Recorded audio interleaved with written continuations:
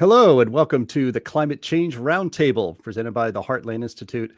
My name is Jim Lakely. I'm the Vice President and Director of Communications at the Heartland Institute. I am your fill-in host for today's broadcast. Andy Singer is out. He'll be back soon, so no worries about that.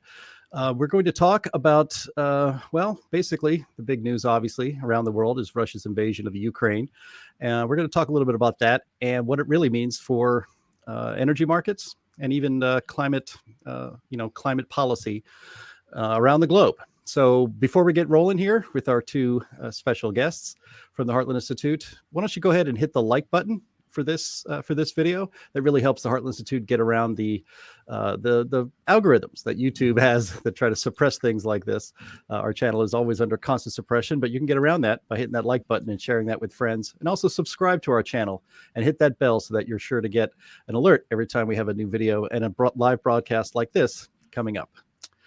So with that, let's bring in our two other members of the Heartland Institute, that being Linnea Lueken. Hello, Linnea. How are you? Pretty good. How are you? Happy Friday. Happy Friday to you as well. And you are, what's your title here with the Heartland Institute? You are a research fellow for energy policy. That's right. And you are also obviously a trained and former professional petroleum engineer. So talking about energy markets in Russia and oil and gas, you're the right person to have here for sure. Also with us, of course, is H. Sterling Burnett. We just leave off the H and just call him Sterling. How are you today, buddy? Doing well. It's a beautiful, warming day. We've had, for Texas, it's been really cold this winter. We've had if you total up all the days in different periods, we've had over a month of below 30 weather. So that's pretty long for Texas. Well, hang in there. Maybe we'll get some global warming and fix that up the next few years. That would be nice. It's beautiful outside. Fantastic. Okay. Let's just get rolling here. We got about 30 minutes for this broadcast. So President Biden announced sanctions against Russia yesterday. Those sanctions, however, will not include oil and gas exports from Russia to Europe and the rest of the world. A little point of fact here.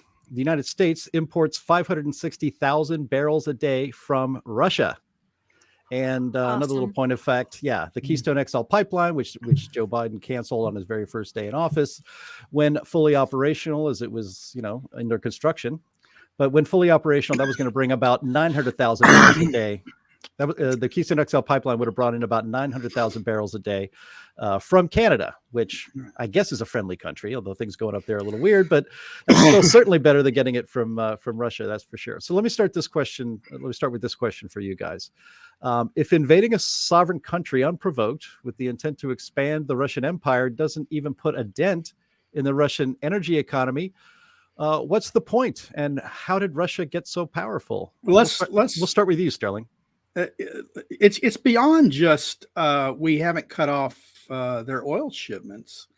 We didn't kick them out of the banking, the international banking group, and we had the authority to do that. We didn't do that because we and the Europeans both want them buying our currencies, trading our currencies, and trading it for oil and gas. We didn't sanction Putin himself. We sanctioned all these oligarchs that everyone talks about, but the guy who actually gave the order, send the tanks in, fire those rockets, he's not being penalized.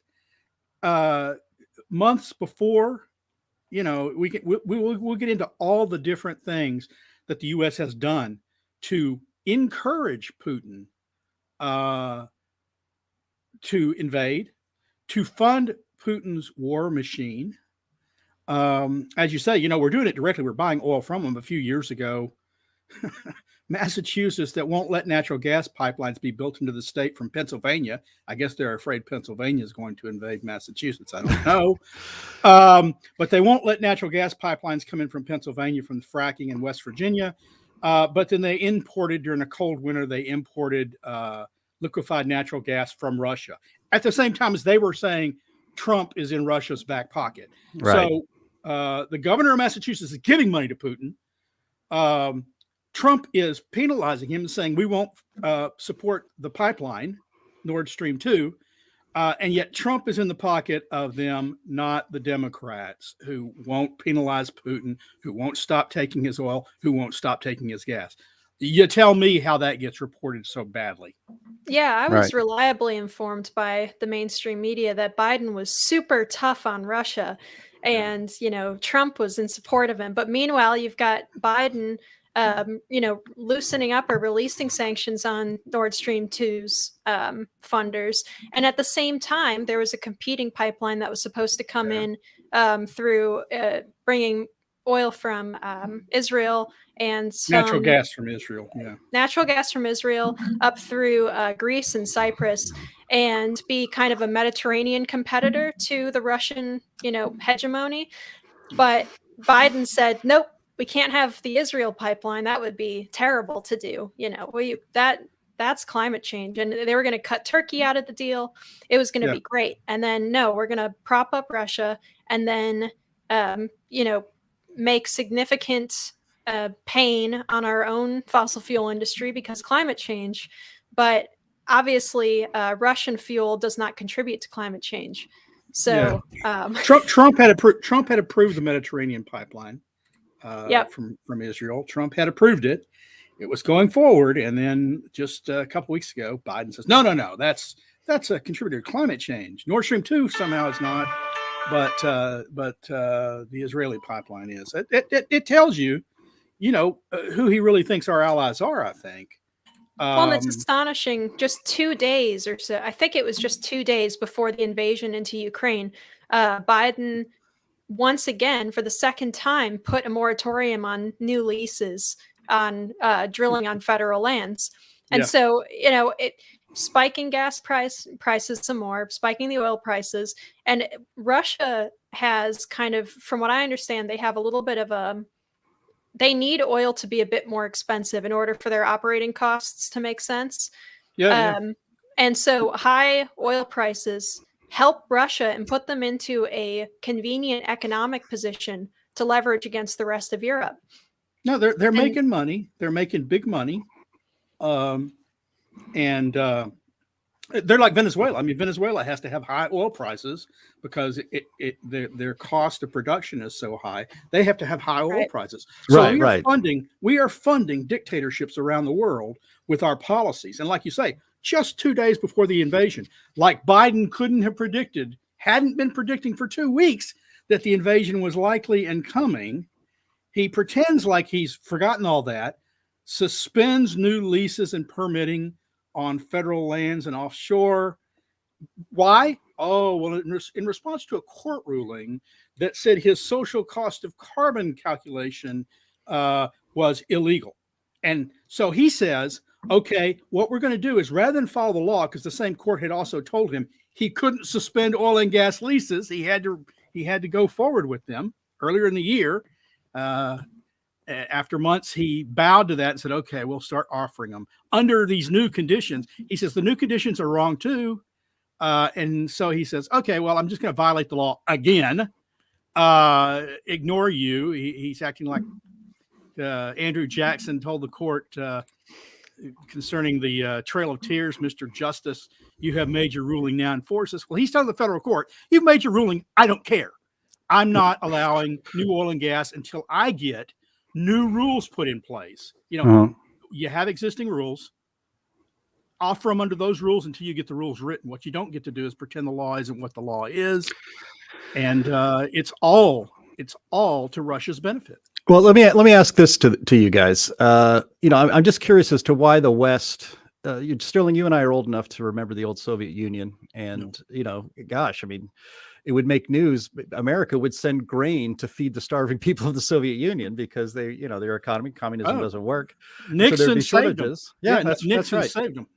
Yeah, but here we have Putin, and some people say he wants to reinstate the Soviet, sphere of influences. Basically reinstate the old Soviet Union. Although somebody else I heard on another podcast said, no, he doesn't want to be, the actual successor to a Gorbachev or a Stalin or a Brezhnev. He wants to be the next czar. He wants to restore the old Russian Empire, right? So and why not? And so here I just wonder, why has the West, and especially Europe, allowed itself to be beholden to a man and a regime that all good-thinking people consider to be one of the worst on earth. I mean, there's a bit of a bargain you make by dealing with the OPEC cartel and the Gulf states, but it's not like dealing with Russia. How did the West, and especially Europe, allow itself to basically deal with a guy like Vladimir Putin for almost all of their energy? Yeah, Germany is very dependent. The UK was looking at fracking a few years ago, and then they said, no, we can't have that nasty fracking. We'd rather have gas from Europe, which means gas from Russia. Part of it is the Europeans have always been more influenced by radical environmentalists and Greens. They've always been ahead of the curve. They are to the U.S. what California is to the federal government. They set the green standard. And in fact, of course, many of the European countries have Green Party members in their parliaments, and they have Green Party representation in the European Union. And the Greens don't understand energy, or they don't care. I mean, they really want people to live simpler lifestyles. And so Germany, after Fukushima, vowed to shut its nuclear plants. Now, I've not been to Germany, but I've seen some maps, and I have yet to hear about the great tsunami that's ever struck Germany, or the huge earthquake that's ever struck Germany and affected its power plants. I haven't seen that. Maybe I missed it. I don't read Der Bund every day or Der Spiegel, but my suspicion is it hasn't happened. Plus, they don't have nuclear power plants like the one at Fukushima. Yeah. But their overreaction was to get rid of nuclear. They'd already shut down their coal. They invested heavily in wind and solar, so they're going begging to China for that. Well, to be fair, initially, they were leaders in the wind and solar industry. Their companies, they were the companies that were building these things initially. But now they're going to China just like we are. Because China basically controls the minerals that make those things possible, and they cut off supplies. UK is the same thing. Europe has been so brainwashed by the Greens and scared by the Greens that any port in a storm in Russia was the port. Yeah, but they're lying to themselves. I mean, they say they're going green, yet they take all this oil, they take all these fossil fuel resources from Russia and pay top dollar for it, because they're not so insane that they're going to allow their people to freeze, right, Linnea? Oh no, they're doing that. And cognitive dissonance is common among politicians. They say something, they believe it can be done regardless of physics. Well, don't underestimate cognitive dissonance and idiocy, because they are suffering, not just with higher prices, but with shortages, with outages. It's becoming more common. They're taking a 20th and 21st century modern energy system and turning it into something from the developing world, because it's now being designed by politicians, not engineers. Linnea? Right. And I would say don't underestimate the power of Russian propaganda, because when the U.S. was starting to get our shale gas boom, the Russians poured millions of dollars into talking about how fracking is destroying the environment, and fracking is ridiculous things like akin to slavery, just crazy stuff. And they did the exact same thing to England when they started trying to look into fracking, and they had projects lined up. They were going to be fracking for natural gas in Yorkshire, I think, and they fell to the fear campaign that the Russians were paying for.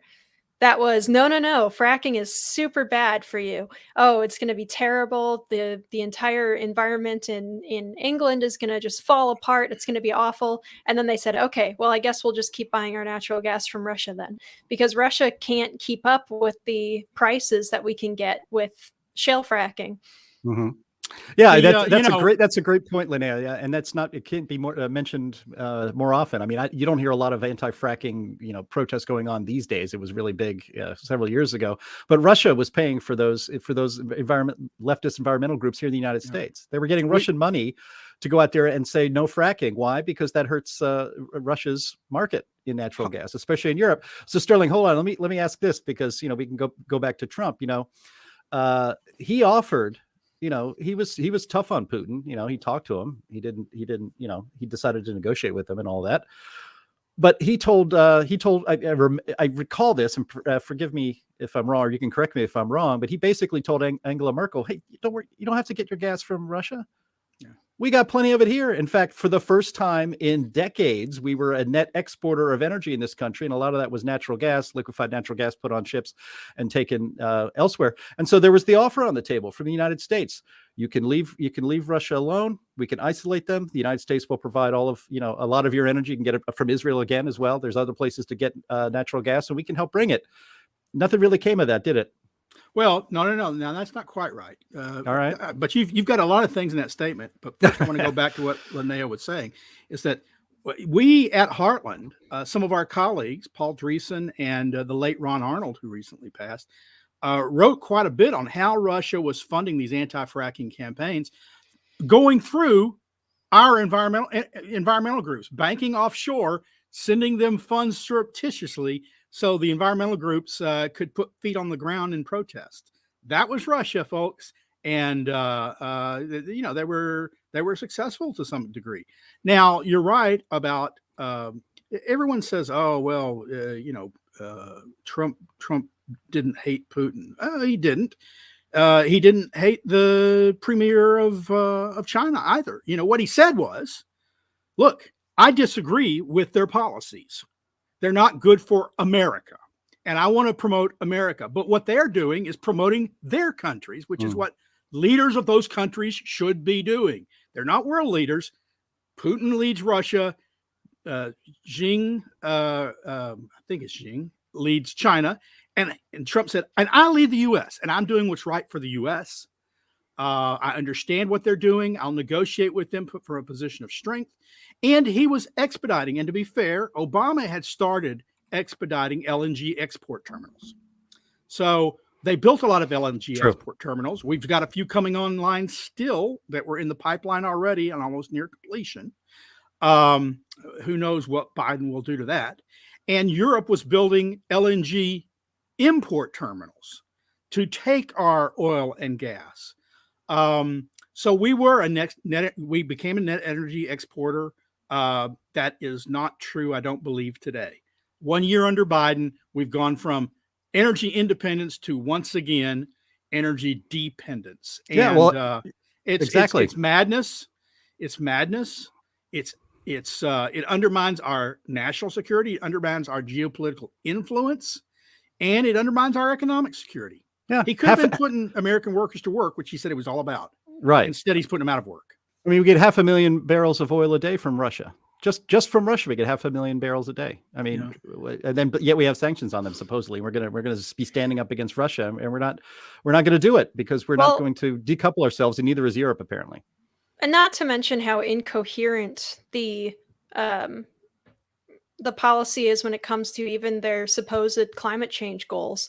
Because if they're trying to reduce emissions, canceling a bunch of pipelines is not how you do it.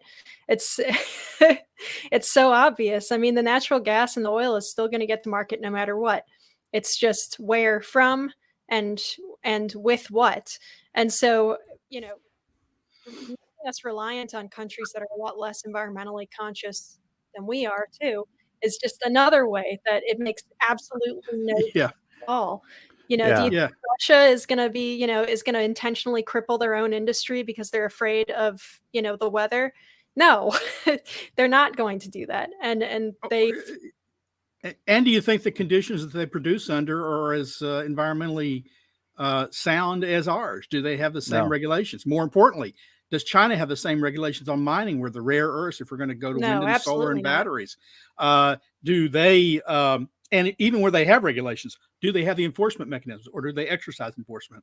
And that's not even mentioning that's not even mentioning the Chinese-owned mines in Africa that are used child labor as well. So there's a lot of moral issues with so-called green energy. It's Uyghur slave labor in China and child slave labor in Africa, in the Democratic Republic of Congo and stuff. Yeah. But here's a prediction I'm going to make, and I think you're going to start to hear this soon, that the way to beat Putin, as we all want to do, is to transition to a green energy economy even faster. That would solve the problem. See, if we had more solar and more wind and more biomass and all of that stuff, then we wouldn't be dependent, and Europe wouldn't be dependent on on Russia anymore. That we'll just leave nuclear to the side because, as you mentioned, Germany is kind of shutting all that down because of for actually no good reason. But why don't you guys talk a little bit? I mean, I think that's the easiest prediction I might even make this year. It's hard to even laugh at that because it's just obnoxiously predictable. I'm sure if you Googled hard enough, you'd find something on Mother Jones that's already calling for something like that. Why the energy transition is so vital to national security, blah, blah, blah. I'll wager you saw it. I'll wager you would have seen it if you'd look. You'd find it in articles that were written before the invasion. They were saying that I'll wager you'd find articles that said, oh, look, the threat that Russia poses to the Ukraine, we could reduce that if only we had expedited our transition to green fuels. So basically what we would be doing is trading one evil taskmaster for another. We trade Putin for China because China's so much better. Well, we already hear these arguments here in the United States. That's why it's so easy to predict that it'll happen when it applies to Putin's energy and Russia. Is that why was the Keystone XL pipeline canceled? Well, because we need to transition to green energy. Well, why can't we frack on public lands anymore? Well, we have to start the transition to green energy. The keep it in the ground movement is basically back in Washington, D.C. And so if we're going to do it here in the United States, and that is the justification. I don't know how many of you people, want to torture yourselves by watching an entire White House press briefing with Jen Psaki, but the contempt that drips from her mouth when she talks about things like somebody had mentioned, asked about the Keystone XL pipeline. Well, if we had that, things would be better for us. We'd have more energy. We'd be able to export it to Europe. What about that? And she just blows that off. Say, like that was not going to be ready by today. It's funny. The green radicals, they have us on 50-year timelines to transition to things, but we have to start now. And, one day we'll have, flying electric cars or something, but we have to do that right now. We have to start right now, keep all of it in the ground and transition to green energy right now, because that's what the future is. But a Keystone XL pipeline that would be moving oil in like 5 years. That's too far away. It's not going to help us. Let's be clear. There was only one segment left of the Keystone pipeline, one short segment. It would have been completed today and shipping oil had Biden not stepped in. It had every approval. One segment, they had the boots on the ground. It would have been constructed. The first oil would be flowing by now had Biden not stepped in.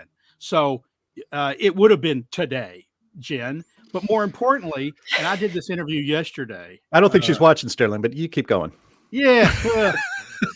More importantly, this argument, you're right. That's the one she gives. That's the one they all give. It's like, well, that's not today. That won't happen today. That won't save us today. No, every day they put it off, however, puts it off another day into the future, right? When the federal government went into Alaska in late 1979, 1980, and said, we're going to set up the Arctic National Wildlife Refuge. We're going to take 19 million acres from Alaska and set up this great refuge.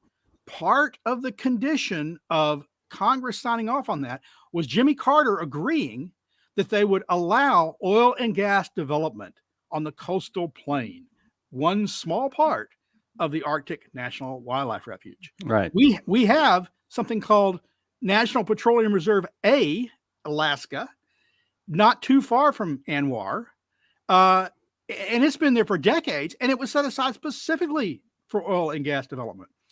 And every time the permitting comes up, the approval comes up, they say, oh, no. That won't be ready in time. That won't be. If we had sanctioned, if we had started exploration and done what we should have done back in 80 when it was created, ANWR would be pumping oil through the Trans-Alaskan pipeline today. Right. It wouldn't be about to fail, and because it doesn't have a sufficient oil going through it, and it needs to keep the pressure up. Right. That would happen today. Every time you say, oh, well, it won't work today. Well, that's right. But if you don't start today, it won't be here. It's what, 42 years on now with ANWR. Yeah. Linnea, I got a question for you. So as we're getting here close to the end, and there's a great clip from John Kerry that I want to play. We played it on the In the Tag podcast yesterday. I want to get our viewers blood boiling, so they're going to really enjoy that one. So stay tuned. But gasoline, there's a gas station I pass every day on my way to work, and I always check to see what the gas price there is. And I just kind of remember it. I just seem to see every day up 20 cents, down 10 cents, and this sort of thing. Well, last week it was $3.59 a gallon here in Northern Illinois. Yesterday it was $3.79 a gallon. And today, passing that gas station, it was $3.99 a gallon. And so I'm thinking to myself, I think that's the last time I'll see a 3 at the front of a gallon of gasoline at that station, and most of the ones around the country. And in fact, in California, gas is more than $5 a gallon in many places. So, I think people who may not understand the petroleum industry as well as you, Linnea, think, well, I guess they jacked the prices because of Russia invading Ukraine. Is there any truth to that? What's the effect of, well, since we're not going to be putting sanctions on Russia's oil exports, that shouldn't affect the global supply of oil very much. But where's the price of gasoline for most Americans going, and why? Well, shortly after the invasion started, oil hit more than $100 a barrel. The rising of gasoline prices is always going to fluctuate based on world events. It's just, every time someone hiccups in OPEC, it's going to affect the gas prices. We could pretty easily manage them ourselves as the United States, as you could see under Trump's administration when he was making sure that we're drilling all the time and we were rocking and rolling and exporting and keeping those prices pretty low. So we do have a degree of control over it. There are just so many factors that go into it, and it can react pretty quickly. To the people who say, that, Biden's policies can't affect gas prices because he's only been in office for a year, and it's, that's insane, because obviously they change, on the hour, depending on what's going on internationally.